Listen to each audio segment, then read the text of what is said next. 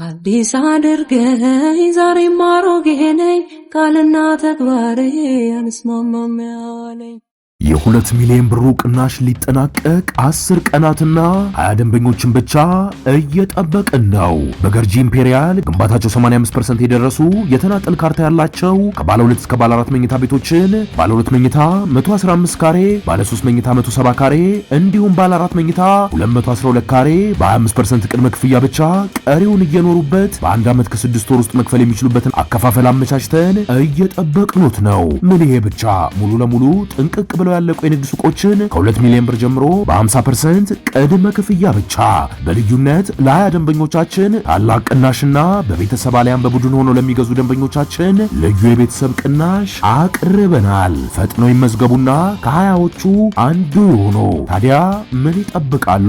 አሁኑኑ በ0975 82 38 17 ላይ ይደውሉ። የእግዚአብሔር ሰላምታ ይለውላችሁ ይድረስ። እንዴት ናችሁት ወንድሞቼ? እኔ በጣም ደህና ነኝ።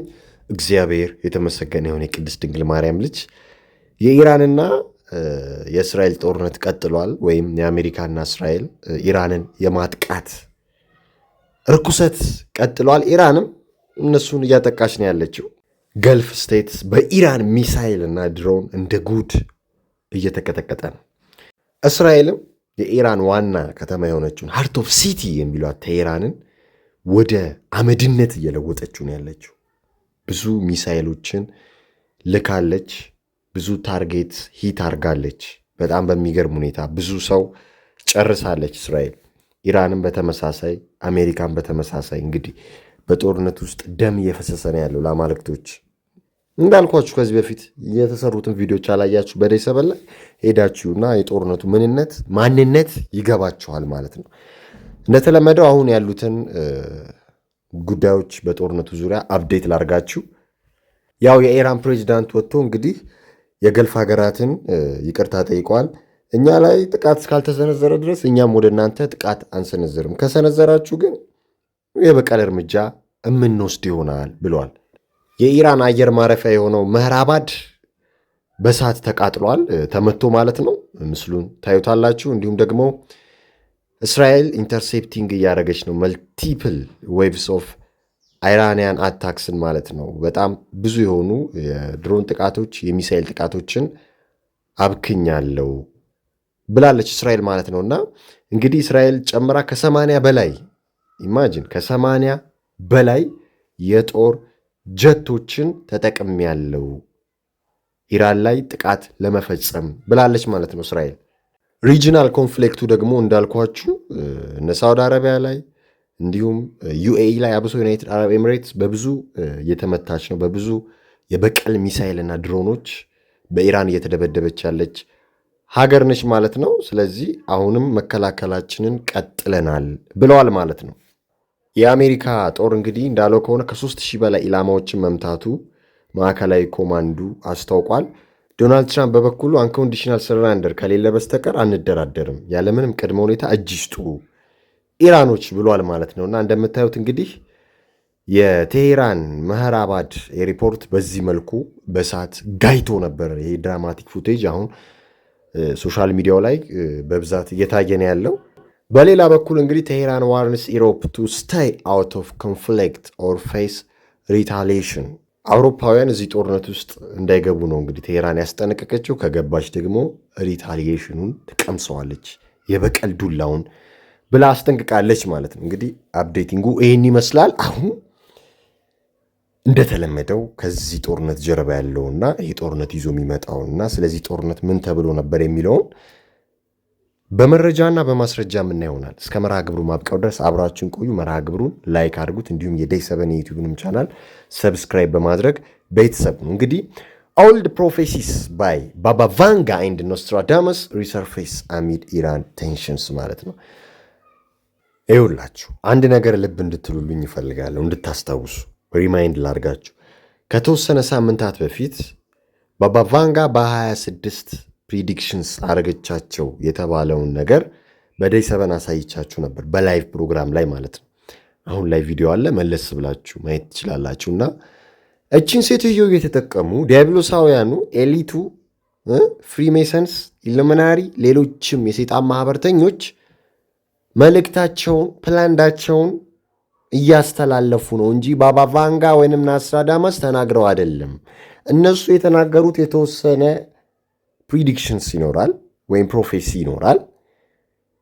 ያንን ሃይጃክድ በማድረግ ባባ ቫንጋና ናስትራዳመስ የተናገሩት ብለው ይለቃሉ። የእነሱን ፕላንድ እቅድ ማለት ነው። በኋላ ላይ ሀፕንድ ሲያደርግ ያ ነገር እነሱ የተናገሩት ነገር ሆነ ነው የሚባለው እንጂ ዲያብሎሳውያኑ ያቀዱት ፕላንድ ሆነ አይባልም የሚለውን አንደርላይን አድርጉበት ብያችሁ ነበር እና የተናገሩት ሊሆን እንደሚችልም ነግሬያችሁ ነበር።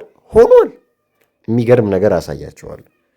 እንግዲህ የኛ አባቶች ትንቢት ይናገራሉ፣ ፕሮፌሲ ይናገራሉ። እንዳለመታደል ሆኖ እነሱ ሲናገሩ ተረት ተረት፣ ሌሎች ሲናገሩ ሪያሊቲ ትሩዝ የሚሆንበት ታይም ላይ ነው ያለ ነው። ዊል ሲስቲ ምና ይሆናል የማን እንደሚፈጸም። ኦኬ ኒውዮርክ ፖስት ይዞት የወጣውን መረጃና ማስረጃ አርቲክል ነበር ወደ እናንተ ያደረስኩት። ባባ ቫንጋ ፕሪዲክትድ ኤሊያን ስፔስሺፕ ውድ ኢንተር ኤርዝ አትሞስፌር ኤንድ አውትብሬክ ኦፍ ሶስተኛ የዓለም ጦርነት በ26 ይሆናል ብላ ተናገረች ብዬ መርሃ ግብር ወደ እናንተ አድርሼ ነበር። እንደምታዩት ይህን ይመስላል አርቲክሉ ማለት ነው። ጃንዋሪ አካባቢ ላይ ነው ይህን ተናገረች ተብሎ ያው አዲስ ዓመት አካባቢ በፈረንጆቹ ማለት ነው ጃንዋሪ 8 2026 አካባቢ ነው ይሄ አርቲክል የተለቀቀው እና ሜንስትሪም ሚዲያው ሌጋሲ ሚዲያው እንደ ጉድ ሲያራግበው ነበር። ይኸውላችሁ ሜን ፖይንቱን ልንገራችሁ። የኤሊያን ማዘርሺፕ እኛ ዓለም ውስጥ ይመጣል፣ እንዲሁም ደግሞ ሶስተኛው የዓለም ጦርነት በ26 ይካሄዳል፣ ዓለም አቀፍ ጦርነት ብላ ነበር። ኦኬ ስለዚህ ይሄ ነገር ሆኗል አልሆነም ወደሚለው እንሂድ። አሁን እነ ዋይን ምን አሉ መሰላችሁ? እቺ ባልጋሪያን ሜስቲክ ባባ ቫንጋ በ26 ይሆናል ብላ የተናገረችው ነገር ኮሬክት ፕሪዲክሽን ሆኖ መጥቷል አሉ። እውነት ሆኖ መጥቷል፣ በትክክል ሆኖ መጥቷል እና እያየነው ነው።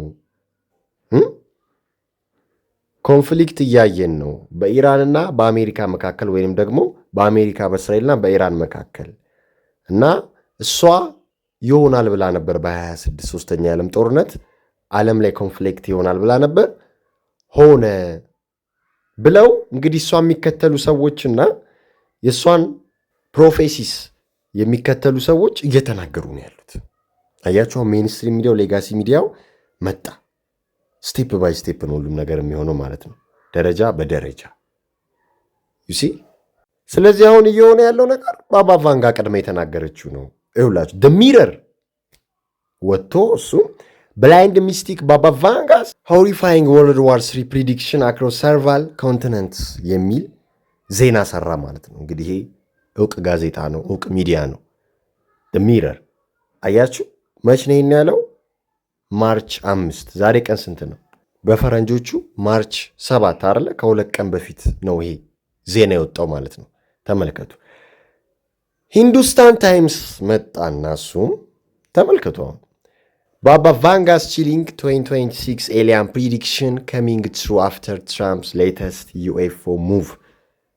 እውነት ሆነ የኤሊያንሱ የዩኤፍኦ ፕሪዲክሽን ብሎ ሂንዱስታን ታይምስ መጣ። ተመልከቱ።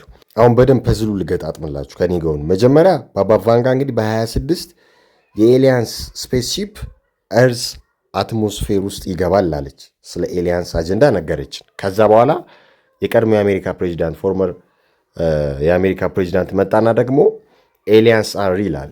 ከዛ በት አለ ግን ጨመረበትና አረንት ኬፕት አት ኤሪያ 51 እናንተ በኮንስፓይሲ ቲዮሪስ እንደምትሰሙት እንደምትሉት እዛ ግን አይደሉም፣ ኤሪያ 51 ውስጥ አይደሉም ብሎ ተናገረ።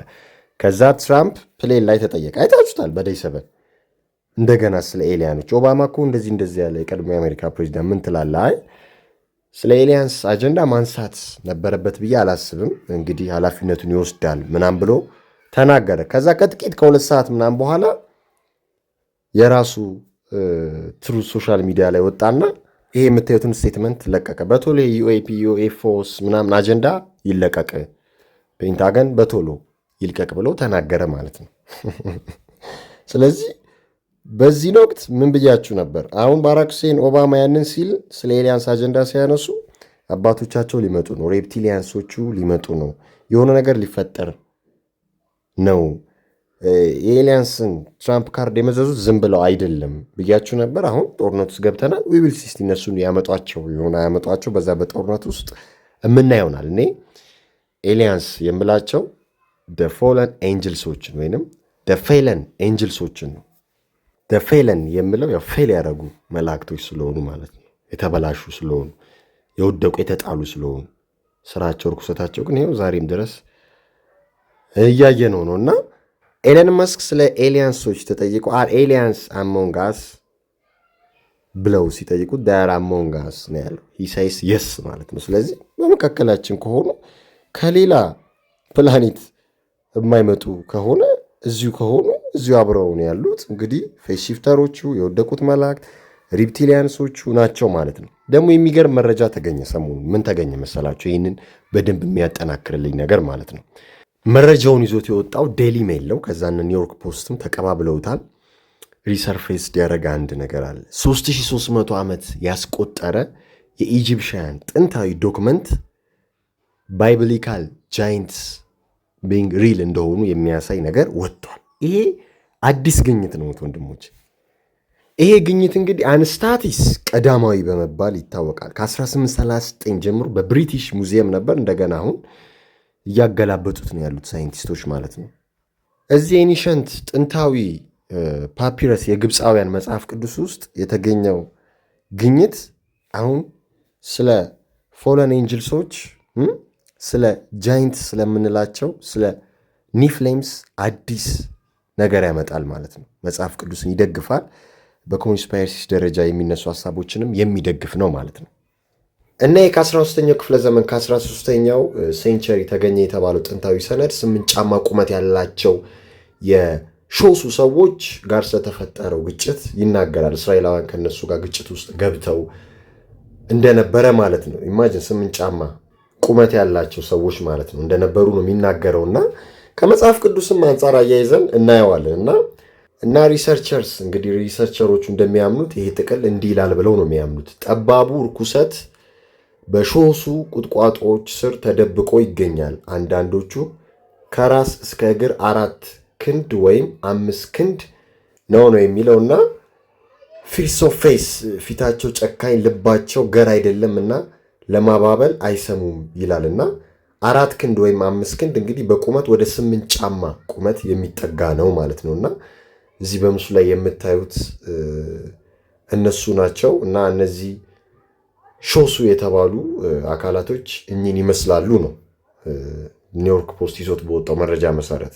እና ይህንን እንግዲህ ከመጽሐፍ ቅዱስ ጋር ማያያዝ አለብን አይደለ? እነዚህ ግዙፍ ሰዎች እንደነበሩ ከብሉይ ኪዳን ማየት እንችላለን ስለተነገረን እዛ ላይ ማለት ነው። እዚህ ጋርም ተጠቅሷል እንደምታዩት ኦሪት ዘኍልቍ ምዕራፍ 13 ከቁጥር 32 ጀምሮ እንዲህ ይላል። እስራኤላውያን ስላጋጠሟቸው ጃይንት አካላቶች ማለት ነው ስለሰለሏት ምድር ክፉ ወሬ ለእስራኤል ልጆች እያወሩ እኛ ዞረን የሰለልናት ምድር የሚኖሩባትን ሰዎች የምትበላ ምድር ናት።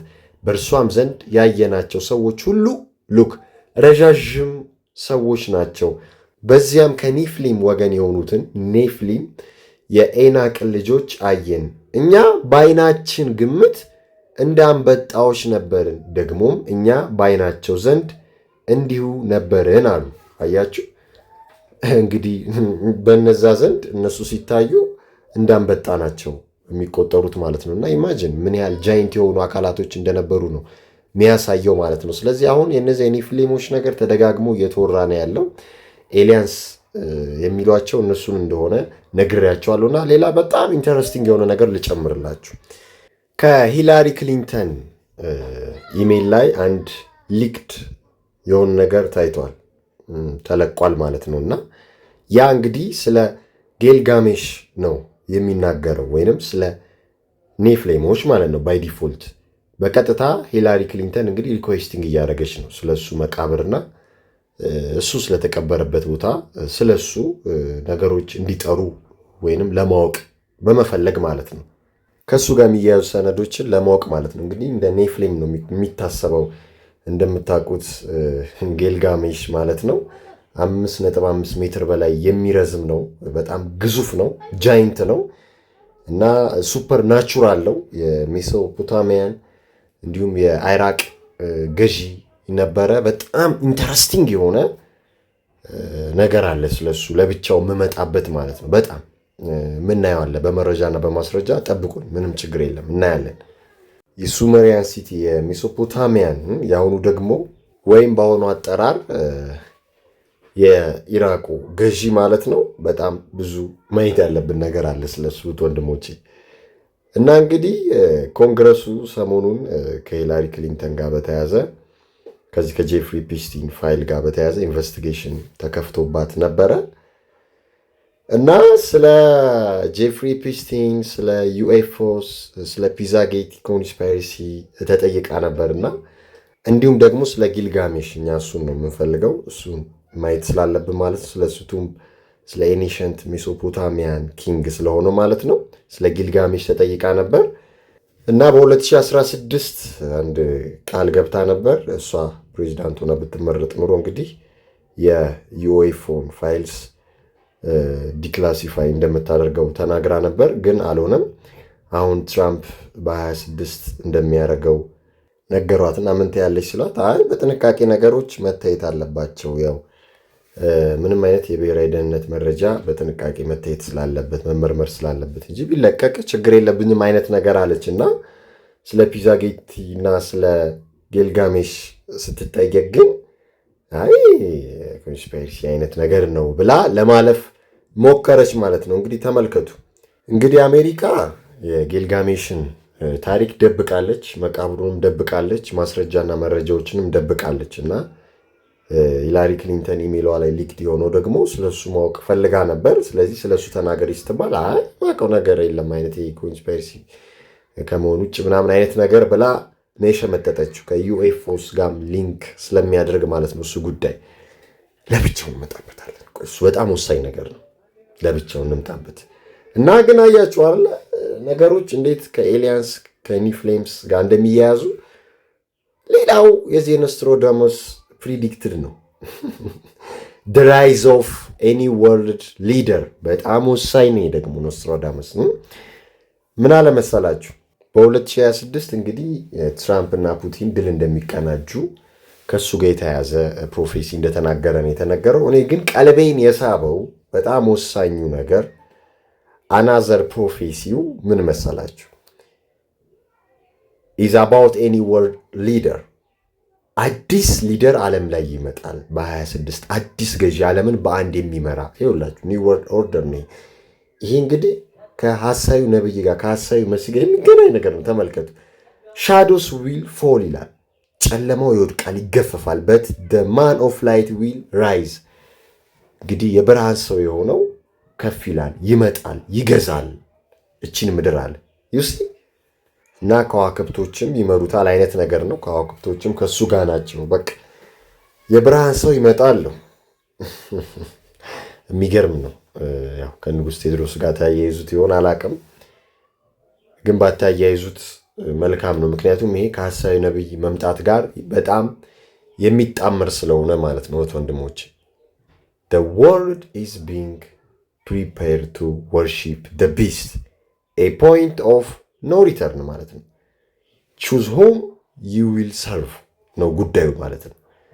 አሁን እንግዲህ ለሐሳዊ መሲህ ሰዎች ኤሊቶች እየተዘጋጁ ነው ያሉት እሱን ሰርቭ ለማድረግ እሱን ለማገልገል ማለት ነው።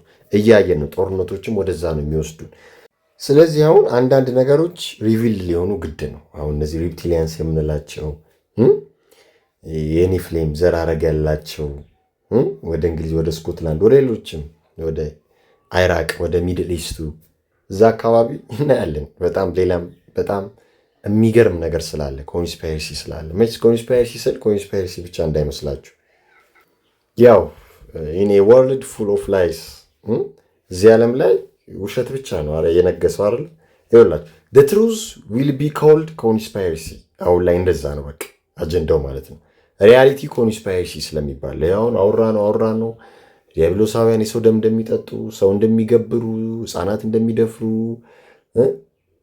ሰይጣን እንደሚያመልኩ፣ በዓል እንደሚያመልኩ፣ ጣዖቶች እንደሚያመልኩ ያውን በጄፍሪ ኤፕስቲን ፋይልስ ሁሉም ነገር ግልጽ ሆነ አይደለ? እኛን ቀድሞ ያመነ አሁን ይሄ ምንም አይመስለውም፣ ያላመነ ደግሞ እንደ አዲስ ሊሆንበት ይችላል። እንደዛ እንደማለት ነው። እና ኮንስፓይረሲ ሲባል የሆነ ወሬ ብቻ ወይም ሴራ ብቻ ወይም ከሪያሊቲ የራቀ ነገር እንዳይመስላችሁ። the truth will be called conspiracy። በቃ ያ ነው አጀንዳው። ያንን ነው ማወቅ ያለባችሁ። እና የምናየው ነገር አለ ሚድል ኢስቱ ላይ በደንብ እያየን አሁን ሁሉንም ነገር እየገላለጥን አይደል? ቅድስት ድንግል ማርያም ልጅ ጌታችን መድኃኒታችን እርሱ ክብሩን ይውሰድ። ከባባድ ነገሮች እያነሳን ነው። እግዚአብሔር እየረዳን እየደገፈን ትሩዙን እየገለጥ ነው። ዘመኑን እየዋጀን ያለ ነው። እና እንግዲህ ከዚህ ዓመት ጀምሮ እንግዲህ ብዙ ጦርነቶች እንደሚቀሰቀሱ ተነገረ ሆነ። እንደገና ደግሞ የናስዋዳሞስ ደግሞ ኢንተረስቲንግ ነው አይደለ? የሆነ ሰው ራይዝ ያደርጋል፣ ይነሳል፣ የብርሃን ሰው ይነሳል ብሏል። ዊል ሲ ምን ይሆናል ማን እንደሆነ እና የሚገራርሙ ነገሮች ዓለማችን ላይ እየተሰሙ ነው። ይህን ይመስላል የዛሬው መርሃ ግብሩ ላይክ አድርጉት። እንዲሁም የደይ ሰበን የዩቲዩብንም ቻናል ሰብስክራይብ በማድረግ ቤተሰብ ይሁኑ። ፈጣሪ ሁላችንንም ከዲያብሎስ ይጠብቀን ይሰውረን ለማለት ፈልጋለሁ። ሰላም ለእናንተ ይሁን። አበቃን።